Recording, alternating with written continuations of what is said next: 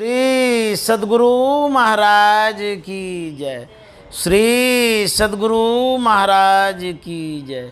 श्री सद्गुरु महाराज की जय। नमामि अमित ज्ञान रूपम कृपालम अगम बोधदाता सुबुद्धि निधि विशालम क्षमाशील यति धीर गंभीर ज्ञानम धर्म कील दृढ़ थीर समधीर ध्यानम जगत त्राणकारी आघारी उदारम भगत प्राण रूपम दयागुण्य पारम नमो सद गुरुं ज्ञान दाता सुस्वामी नमामि नमामि नमामि नमामि। श्री सद्गुरु महाराज की जय। प्रातः स्मरणीय अनंत श्री विभूषित परमाराध्य संत सद्गुरु महर्षि मेही परमहंस जी महाराज, गुरुदेव महर्षि संत सेवी परमहंस जी महाराज, रायपुर के प्रबुद्ध श्रोतागण, सत्संग प्रेमी महानुभावों, माता एवं बहनों, आज बड़ा शुभ दिन है, रक्षाबंधन का दिन है। प्रातःकाल हम लोग सत्संग किए उस विषय में, उसके बाद अपराह्नकालीन सत्संग में हम लोग मानव तन की उपादेयता पर पाठ सुने, भगवान श्री राम का उपदेश सुने, वो जन कल्याण के लिए क्या उपदेश कर गए, जीवों के हित के लिए उन्होंने क्या कहा, किससे मुक्ति होगी, कैसे होगी, क्या करना होगा, सारी बातों को हम लोग सुन रहे थे। भगवान श्री राम ने इस मानव तन के विषय में कहा है कि बड़े भाग मानुष तन पावा, असुर दुर्लभ सब ग्रंथ ही गावा। ये मनुष्य का शरीर ऐसे नहीं मिल गया है। कहते हैं कब हुक करी करुणा नर देही देत ईस बिनु हेतु सनेही। कब हुक, कभी, करुणा नर देही, करुणा के सागर परम प्रभु परमात्मा ने कृपा किया, दया किया। जब देखा कि हम भटक रहे हैं, दुख भोग रहे हैं, कह रहे थे प्रभु श्री राम ने जो शरीर दिया है ऐसे नहीं दे दिया है, बड़ी कृपा से दिया है। कब हूँ कि करी करुणा नर देही देत ईस बिनु हेतु सनेही। हम भटक रहे थे, 84 लाख योनियों में दुख भोग रहे थे, दया हो गई, कृपा हो गई को मनुष्य का शरीर दिया। अब बड़भागी शरीर दिया है, अद्भुत शरीर दिया है। इसमें विशेषता क्या है? कहते साधन धाम मोक्ष कर द्वारा पाई निज ही परलोक समारा। इसमें व्यवस्था है। साधन धाम, इसका नाम है साधन धाम। केदारनाथ धाम, बद्रीनाथ धाम और सब भी धाम है, लेकिन साधन धाम कहीं नहीं है। प्रभु श्री राम ने इस मनुष्य शरीर को साधन धाम कहा है। साधन में ना व्यवस्था, कौन चीज़ की व्यवस्था?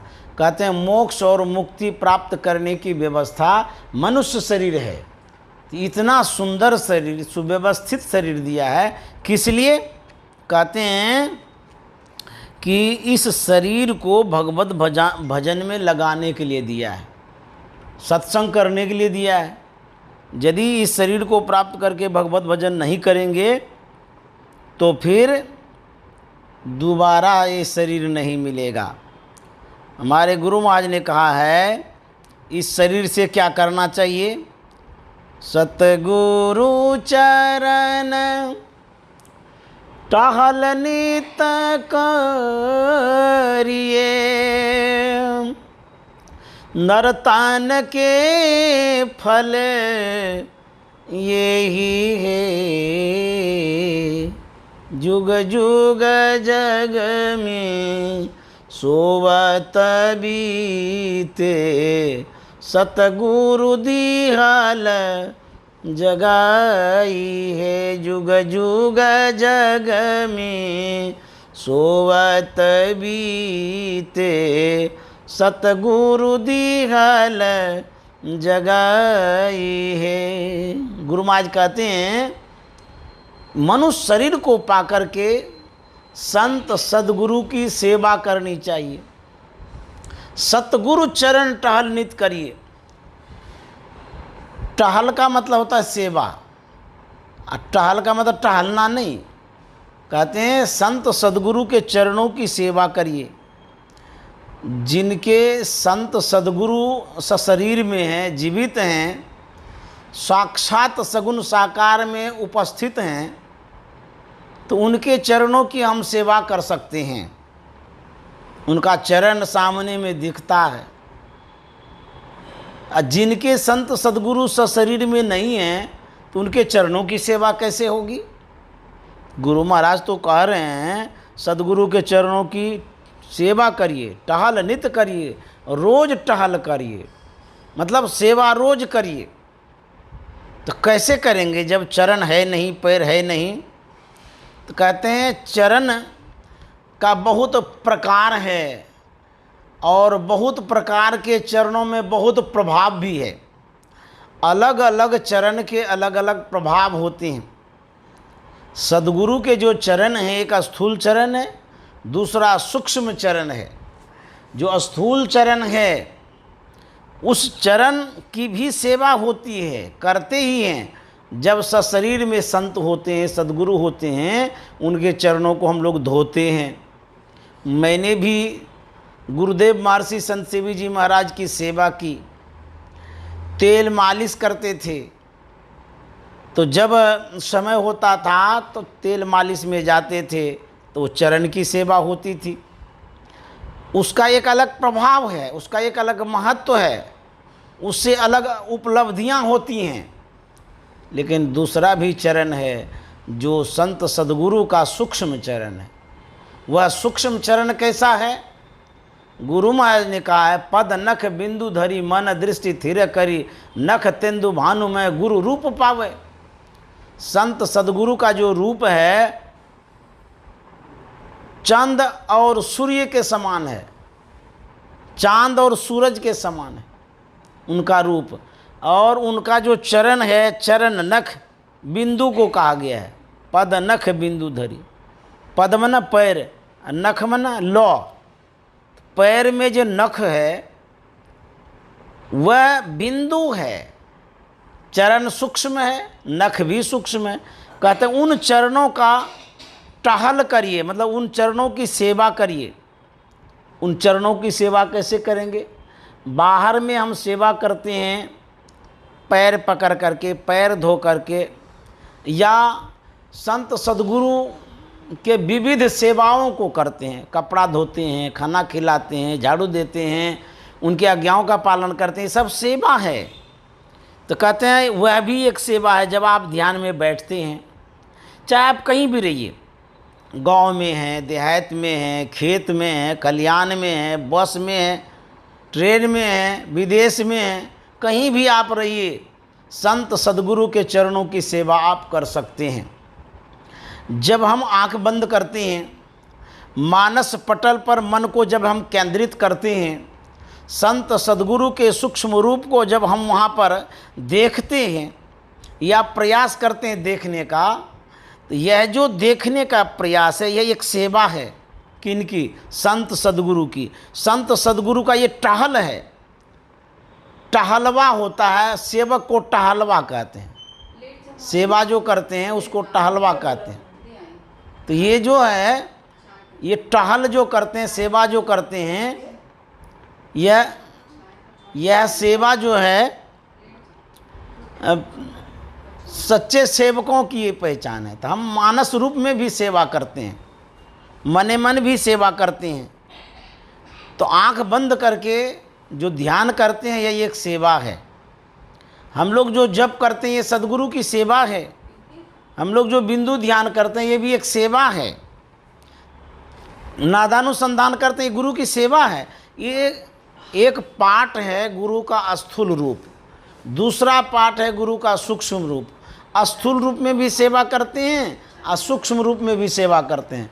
बाह्य सेवा भी करते हैं, आंतरिक सेवा भी करते हैं। बाहर की सेवा स्थूल सेवा है, अंतर की सेवा सूक्ष्म सेवा है। तो गुरु महाराज यहाँ कह रहे हैं मनुष्य शरीर पाने का परम फल यही है कि संत सदगुरु के चरणों की टहल करिए, सेवा करिए। कब? कहता रोज। सतगुरु चरण टहल नित करिए,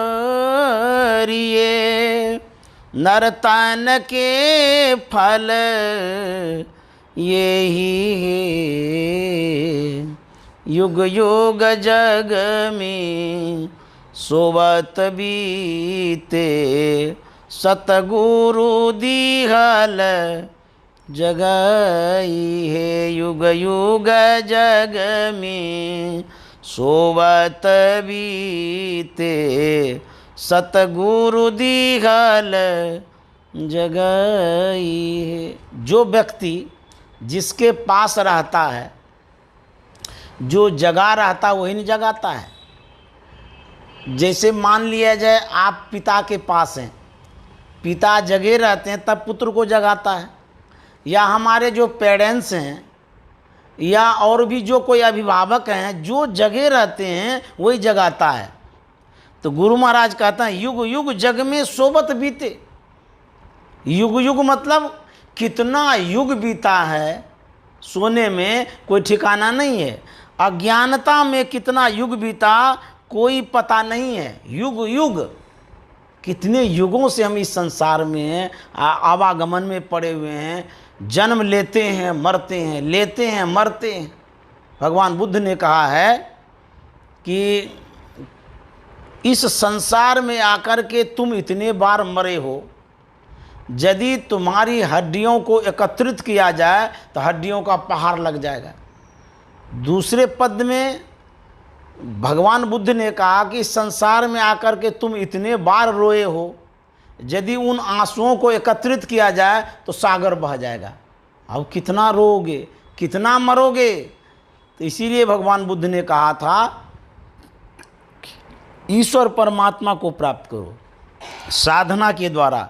वही गुरु महाराज का युग युग जग में सोबत बीते, सतगुरु दिहल जगाए। जीव को कौन जगाता है? संत सदगुरु। माँ पिता भाई बंधु नहीं जगाते हैं। क्यों? वो तो स्वयं सोए हुए हैं। जब वो सोए हैं तो वो जगाएंगे क्या? तो जगे हुए कौन है? संत सदगुरु। रामचरितमानस में लिखा हुआ है कि यही जग जामिनी जागही जोगी, परमारथी प्रपंच वियोगी।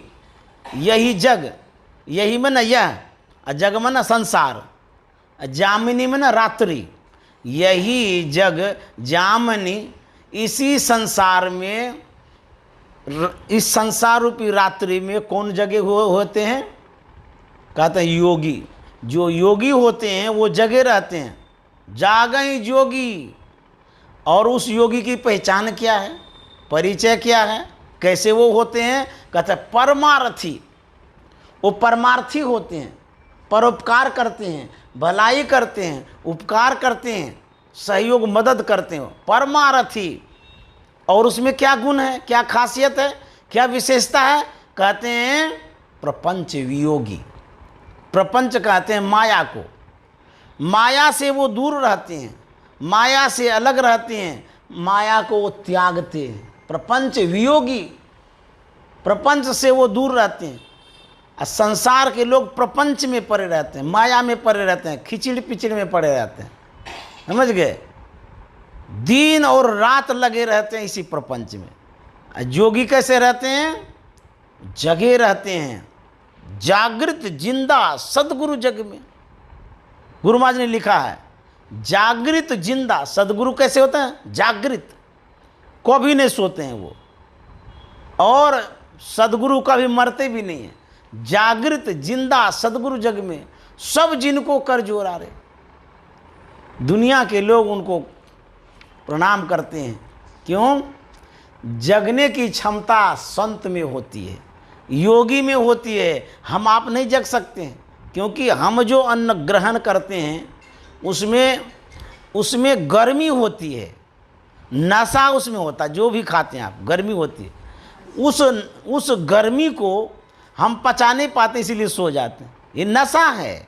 भोजन जो कुछ भी करते हैं वो उसमें नशा है, कहता अन्न का नशा। तो उन नशाओं को हम पचा नहीं पाते हैं, तो नशा को कौन पचाता? योगी। भोले बाबा ने विष को पचाया, वो योगी थे। संत महात्मा जगे रहते हैं, नींद को पचा लेते हैं, निद्रा पर विजय प्राप्त किए हुए रहते हैं। गुरु महाराज ने लिखा था कि जब से मैंने होश संभाला, जीवन चरित में है, जब से मैंने होश संभाला, अपने बिस्तर पर उगते हुए सूर्य को कभी नहीं देखा।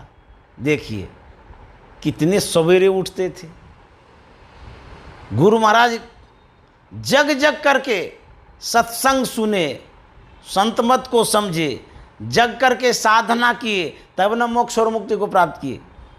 तब गुरु महाराज लिखते हैं, जागृत जिंदा सदगुरु जग में, सब जिनको कर जोरा रे, बाबा सदगुरु देवी साहब, जा पद को में ही चेरा रे। चेरा का मतलब सेवक होता है, समझ गए? जा पद को में ही चेरा रे। गुरु महाराज कहते हैं जो जगे हुए बाबा देवी साहब थे और जो बाबा देवी साहब अभी भी जीवित हैं, वो संत सदगुरु हैं इस संसार में, उनके चरणों की मैं सेवक हूँ।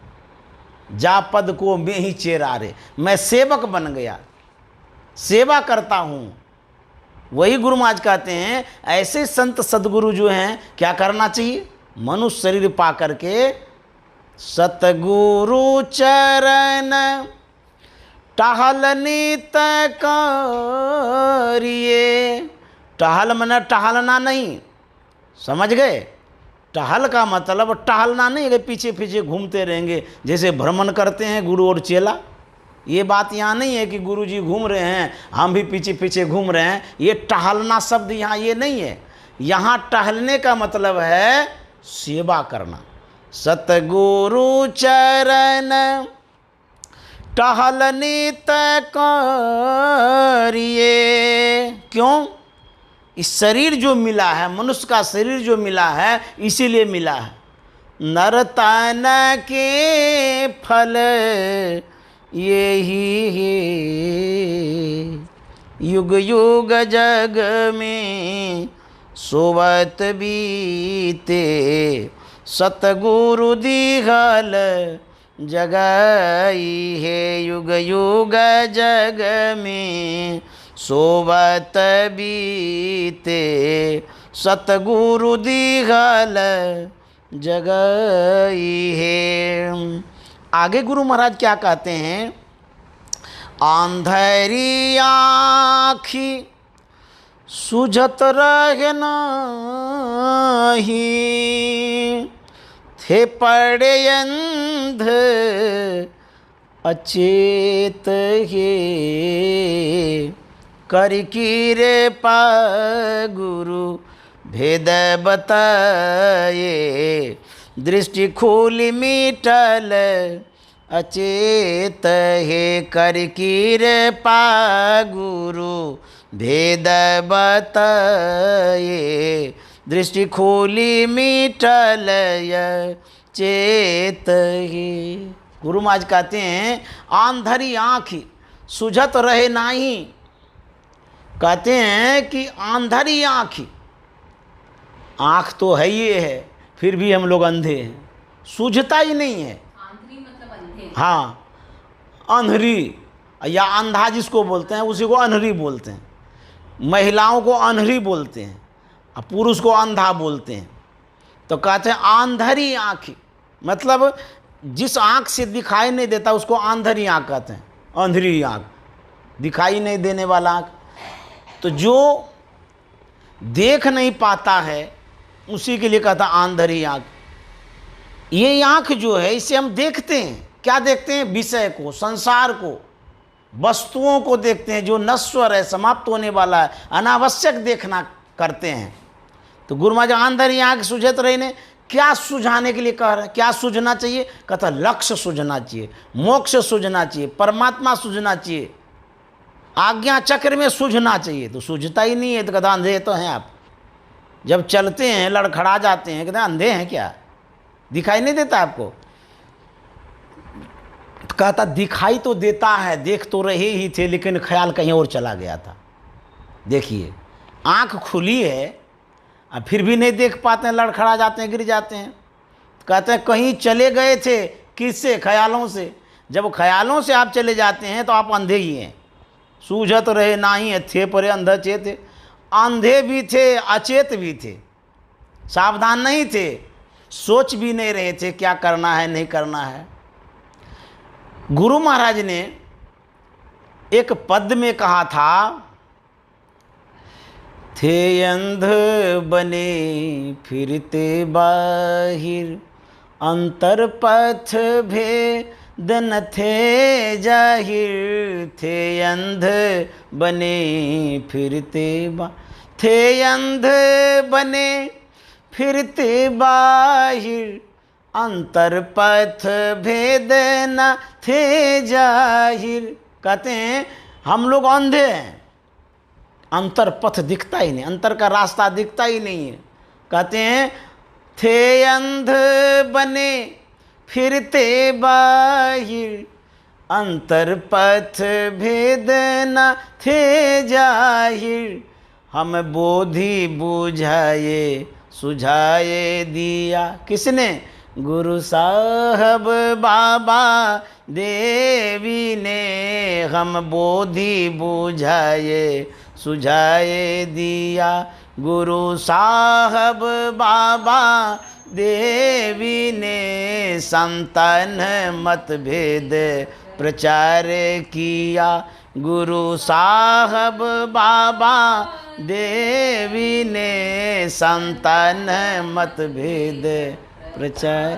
कहते हैं हम अंधे थे, दिखता ही नहीं था। थे अंध बने फिरते बाहिर, अंतर पथ भेद न थे जाहिर। अंतर का रास्ता तो मालूम ही नहीं था, हम भटक रहे थे। हाँ, गुरु महाराज कह रहे हैं। और कहता है हमें बोध बुझाए सुझाए दिया। हमें बोधि, बोधि में ना बोध, ज्ञान, विद्या, बुद्धि, समझदारी किसने दिया? बाबा देवी साहब ने। बोध भी दिया, खाली बोधे नहीं दिए। जैसे हम अभी कह रहे हैं, खाली कहते नहीं हैं, समझाते तो हैं। कहता है हमें बोध तो दिया, लेकिन सुझा भी दिया। क्या? उसका अर्थ। बाबा साहब जब सत्संग करते थे, एक एक बात पूछा करते थे, समझा? लाला तुमने क्या समझा? ऐसे पूछते थे। तो जब नहीं समझ पाते थे तो फिर समझाते थे। सुनने का मतलब है समझना। गुरु गए कह के, चला गए बह के, ये कौन बात हुआ है? हम जो कुछ कह रहे हैं आप सुन रहे हैं तो समझ रहे कि नहीं समझ रहे हैं? ये नहीं कि जो पंडित जी होते हैं मंत्र पढ़ते जा रहे हैं, हम हाँ लगाते जा रहे हैं, जो कह रहा उसी में हाँ हाँ करते चले गए, न बूझे न सूझे। तो उसे क्या लाभ मिला आपको? अब गलत पढ़ा कि सही पढ़ा, उसका क्या अर्थ है? बूझना चाहिए ना। तो गुरु महाराज कहते हैं हमारे जो पंडित हैं, कौन? बाबा देवी साहब, महान पंडित। वो क्या करते हैं, कैसे समझाते हैं, सिखाते हैं? हम बोधि बुझाए, बोध दिया, अब बुझाया भी, उसके बाद वहीं तक नहीं छोड़ा, सुझाए दिए, दिखा भी दिया कि देखो तुमको जो मैं कह रहा हूँ तुमने समझा ना? बोले हाँ, अब तुम प्रत्यक्ष में दर्शन करो।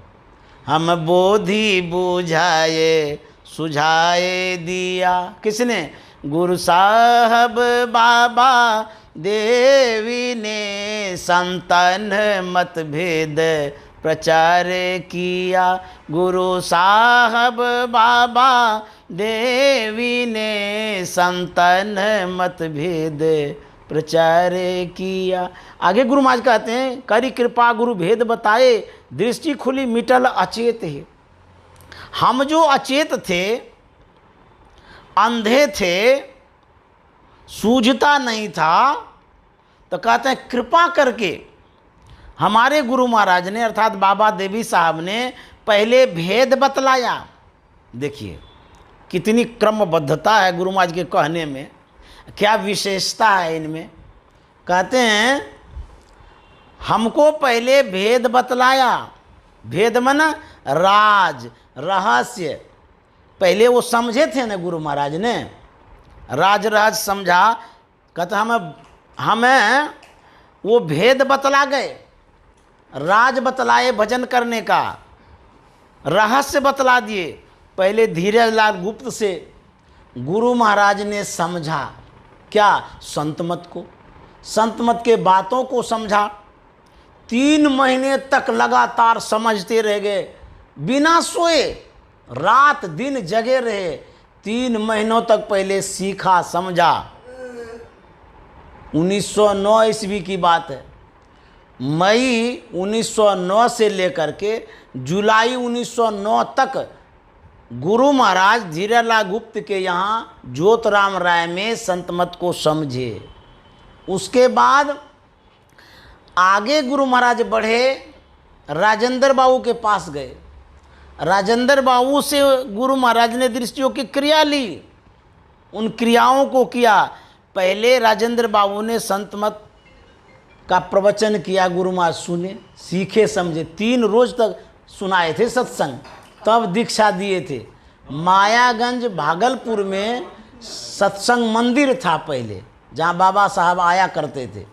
वहाँ पर 3 रोज सत्संग सुनाए गुरु महाराज को, उसके बाद दीक्षा दिए। देखिए कैसे पक्के आदमी होते हैं। फिर गुरु महाराज गए बाबा साहब के सानिध्य में। वहीं मायागंज में बाबा देवी साहब आए थे, तो बाबा देवी साहब से भेंट हो गई, मिलन हुआ, उनके साथ सत्संग होते रहा। बाबा साहब कई 1 साल तक सत्संग सुनाते रहे। देखिए जो सच्चे सद्गुरु होते हैं पहले सुनाते हैं, सिखाते हैं, समझाते हैं और तब बुझाते हैं। इसीलिए लिखे हैं गुरु महाराज।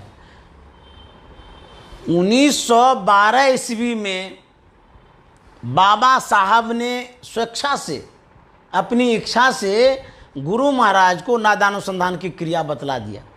उसी दिन उसी समय बाबा साहब ने कहा था कि लाला, मैंने तुमको नादानुसंधान की क्रिया पहले ही बतला दिया, एडवांस में, रहने दो, अभी तुमको बतला दिया, रखा रहेगा तुम्हारे पास।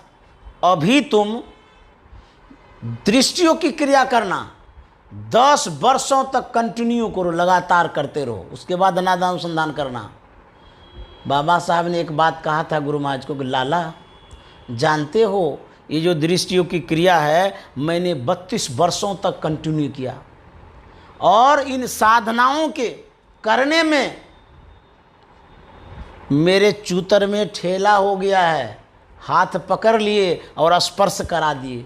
बाप रे बाप, इतनी कठिन साधना, कड़ी साधना, कठोर साधना बाबा साहब ने किया कि चूतर में ठेला हो गया है। हम लोगों को आज तक फुंसी भी नहीं हुआ है। कैसे मोक्ष और मुक्ति को प्राप्त करेंगे? बाबा साहब जिस आसनी पर ध्यान करते थे, ध्यान करते करते वो आसनी घिस गई थी। आज तक हम लोगों का कोई रुमाल भी नहीं घिसा है, बुझिए। तो कहते हैं हम बोधि बुझाए सुझाए दिया गुरु साहब बाबा देवी ने, संतन मतभेद प्रचार किया। जब गुरु महाराज को बोध दिया, बुझाया, सुझाया, तब गुरु महाराज कहते हैं करी कृपा गुरु भेद बताए, दृष्टि खुली मिटल चेत। जब बाबा साहब ने कृपा किया, भेद बतलाया, मैंने जब साधना की, दृष्टियों की साधना की, तब क्या हुआ? कहता दृष्टि खुली मिटल अचेत। हमारी जो दृष्टि ओझल थी, आबद्ध थी, ढकी हुई थी, आवरणित थी, बंद थी, निरावरण हो गया, आवरण हट गया, तब सूझने लगा। गोस्वामी जी ने लिखा है उघरही विमल विलोचन ही के, मिटही दोष दुख भव रजनी के, सूझही रामचरित मन मानिक, गुपुत प्रगट जब जो जही खानिक। गोस्वामी जी कहते हैं उघरही विमल विलोचन ही के, जब उघरेगा क्या? विमल विलोचन, विमल मतलब पवित्र, विलोचन का मतलब विशेष आँख। ये विशेष आँख नहीं है, अंतर में आँख है, अंतर का आँख, आत्मचक्षु, भीतर का जो आँख है, जो शिव नेत्र भी कहते हैं, वो आँखें ढकी हुई है। तो कहते हैं उघरही विमल विलोचन, जब वो आँखें उघड़ेगी, वो पवित्र आँख, तब कहता सूझे रामचरित मन मानिक। तो वही गुरु महाराज कहते हैं खुलल दृष्टि, दृष्टि खुली मिटल अचेत। जब दृष्टि खुली अर्थात अंधकार से प्रकाश में गए, हम जो अचेत पड़े हुए थे, जैसे मेघनाद का बाण लगने से भगवान श्री राम और अनुज लक्ष्मण अचेत हो गए थे, उसी तरह से हम लोग अज्ञानता में, अंधकार में, इस संसार में अचेत हो गए हैं, अबोधता के कारण बेखबर हो गए हैं। तो गुरु महाराज कहते हैं जब दृष्टियों की क्रिया करेंगे, बिंदु ध्यान करेंगे, बिंदु ध्यान करने से जो अचेतता है वो दूर हो जाएगा, सचेत हो जाएंगे। कहते हैं मिटल अचेत है, अचेतता मिट गई, हम सचेत हो गए, सावधान हो गए। देखिए प्रकाश में जाकर के जीव सावधान होता है, अंधकार से जब दूर होते हैं। अभी तक हम लोग अचेते हैं, समझ लीजिए। उसके बाद क्या होता है, दृष्टि खुली, मिटल अचेत, हम सावधान हो गए, सचेत हो गए। उसके बाद हुआ क्या, भापर काश मिटल अंधियारी, सुख भयल बहु तेरे गुरु कृपा की कीमत नहीं, मिटल 84 फिर है गुरु कृपा की कीमत नहीं, मिटल 84 फिर है। इसलिए सतगुरु चरण टहल नित करिए, नरतन के फल यही है, जुग जुग जग में सोबत बीते, सतगुरु दिहल जगही है। जब दृष्टियों की क्रिया करते हैं, जब मन का सिमटाव होता है, दृष्टि जब टिकती है तो कहते भा प्रकाश, प्रकाश हो जाता है। उसके बाद मिटल अंधियारी, जो अंधकार है वो मिट जाती है। तो जब हम अंधकार से दूर प्रकाश में जाते हैं तब क्या होता है, भा प्रकाश मिटल अंधियारी, और सुख भयल बहुत तेर है, बहुत सुख हुआ। कितना सुख, उसका कोई ठिकाना नहीं है। किसी को हीरा मिल जाए तो कितना प्रसन्न होगा, बाप रे बाप, हीरा मिल गया। जिसको कौड़ी भी नसीब में नहीं है उसको करोड़ मिल जाएगा तो नहीं खुशी होगी। कोई विद्यार्थी गरीब है, कड़ी मेहनत करता है, मेहनत करते करते करते वो जब एग्ज़ाम देता है, परीक्षा पास करता है, रिजल्ट जब अच्छा आता है, उसके खुशी का कोई ठिकाना नहीं है। उसकी जो ज़मीन से ऊपर पैर उठने लगता है, इतनी खुशी होती है। तो उसी तरह से कहते हैं जो युग युग से भटक रहे थे, कितना जन्म बीता अंधकार में, कितना जन्म लेना पड़ा अंधकार में। तो कहते हैं इतना युग का जो कष्ट था, जो दुख था, प्रकाश होते ही सब दूर हो गया। कहते हैं सुख भयल बहुत तेर है, बहुत सुख हुआ। जानते हैं अन्न का महत्व भूखा आदमी देता है, जिसकी क्षुधा जल रही है, अतृप्त जो है, सत्तू भी नहीं मिलता है। यदि उसको साधारण अन्न दे दीजिएगा, इतनी तृप्ति होगी, इतनी संतुष्टि होगी, इतना खुश होगा वो कि बाप रे बाप, क्या अनाज में खुशियाँ हैं। उसी तरह से गुरु महाराज कहते हैं जब हम प्रकाश में गए इतनी खुशी मिली, सुख भयल बहुत तेर, बहुत सुख। उस सुख का वर्णन नहीं कर सकते, बता ही नहीं सकते, इतना सुख मिला।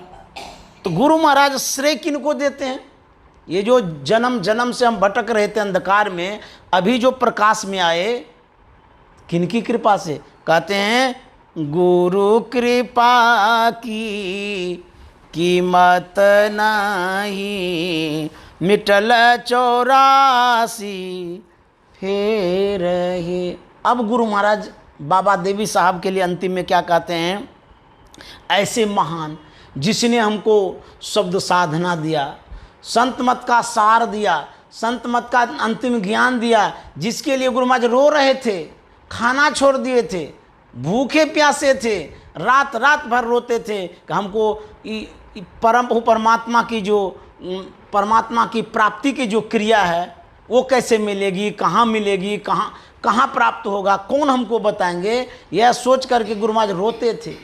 ईश्वर प्राप्ति का जो मार्ग था सही नहीं मिला हुआ था। तब गुरु महाराज कहते हैं हमको जो बाबा देवी साहब ने ये क्रिया दिया, नादानुसंधान बतला दिया, इसीलिए वो कहते हैं धन धन धन्य बाबा देवी साहब सतगुरु बंदी छोर हे, तुम साम भेदिन नाही दयालु, मैं ही कहत कर जोरी है। जो कोई उपकार करता है, मान लिया जाए किसी को मदद करता है, कोई गरीब आदमी है, उसको 1 लाख रुपया दे दीजिए, कितना गुणगान करेगा, कितना नाम लेगा, कहेगा बाप रे हम धन्य हो गए, आपने 1 लाख रुपया हमको दिया, मैं आपका जीवन भर नाम लूँगा, दिन को कौन कहे रात में स्वप्न में भी याद करूँगा, ऐसे आप महान हैं, ऐसे आप दान कर दी 1 लाख रुपया। जिसको 100 रुपया भी नसीब नहीं है, उसको 1 लाख रुपया यदि मिले तो वो वाह वाह नहीं करेंगे, बाग बाग हो जाएंगे। तो गुरु महाराज कहते हैं कितना युग बीता इस संसार में अंधकार में भटकते भटकते, और आज हमको ये उपलब्ध हुआ है, प्राप्त हुआ है, तो गुरु महाराज गदगद हो गए, प्रसन्न हो गए। इसीलिए गुरु महाराज कहते हैं धन धन धन्य बाबा देवी साहब सतगुरु बंदी छोर हे। ये बंदी छोर क्या होता है? बंदी छोर का मतलब होता है जो कारागृह से छुड़ाता हो, जो अंधकार से प्रकाश में ले जाता हो, वैसे संत सदगुरु को बंदी छोर कहते हैं। संत सदगुरु जो होते हैं वो बंदी छोर होते हैं। तुम सम भेदिन नाही दयालु, मैं ही कहत कर जोर। कहते हैं कि हे बाबा देवी साहब, आपके समान दुनिया में कोई दयालु नहीं है। क्यों? आपने दया करके हमको साधना की बात, साधना की क्रिया, नादानुसंधान बतलाया है। मैं आपको हाथ जोड़ करके प्रणाम करता हूँ आपके चरणों में। मैं ही कहत कर जोरी, कर्मन हाथ और कर्मन किरण भी होता है। गुरु महाराज कहते हैं मैं दोनों दृष्टिधारों को मिला करके आपका जो सूक्ष्म रूप है, जो बिंदु रूप है, जो ज्योति रूप है, जो शब्द रूप है, उन रूपों के चरणों को मैं प्रणाम करता हूँ। तुम सम भेदिन नाही दयालु, मैं ही कहत कर जोरी है। सतगुरु चरणटा हलनित करिए, नरतन के फल यही है। गुरु महाराज कहते हैं संत सदगुरु के चरणों की टहल करिए। टहल समझ गए? टहल का क्या मतलब हुआ कि संत सदगुरु ने जो साधना बतलाई है, जो क्रिया बतलाई है, उन क्रियाओं को करना ये टहल है। इसी को सेवा कहते हैं, सच्ची सेवा। सच्चे सदगुरु की यदि सच्ची सेवा करना चाहते हैं तो ध्यान करिए। जो गुरु महाराज ने बतलाया है ये अद्भुत सेवा है, अंतर की सेवा है। वही गुरु महाराज कह रहे हैं संत सदगुरु का जो चरण है वो अंतर का चरण है, उसका टहल करिए अर्थात सेवा करिए। श्री सदगुरु महाराज की जय। आज इस अवसर पर, रक्षाबंधन के अवसर पर, आप लोगों को 2 शब्द गुरु महाराज का मैंने सुनाया जो मुझे समझ में आया। देखिए, संत की भावों को संत ही समझ सकते हैं, संत के अनुभवों को संत ही जान सकते हैं, क्योंकि उन्होंने किस भाव में कहा, किस दृष्टि से कहा, कैसे कहा, वो हम लोगों से परे की बात है। फिर भी उनके साहित्यों को पढ़ करके जो अनुमानित बात है, जो मुझे समझ में आया, मैंने वही बात रखा। इसमें 100% सही नहीं हो सकती, हो सकता है हमसे भूल भी हुई होगी कुछ कहने में, क्योंकि हम अपने ढंग से कहे हैं। तो इस तरह से गुरु महाराज की बातों को मैंने रखा, जो मुझे समझ में आया, और जो भूल चूक हुई होगी वो गुरु महाराज से हम क्षमा चाहते हैं। और आज इस रक्षाबंधन के शुभ अवसर पर संत सद्गुरु महाराज के चरणों में प्रणाम करता हूँ। और श्री सद्गुरु महाराज की जय। आप सभी श्रोताओं को बहुत बहुत धन्यवाद।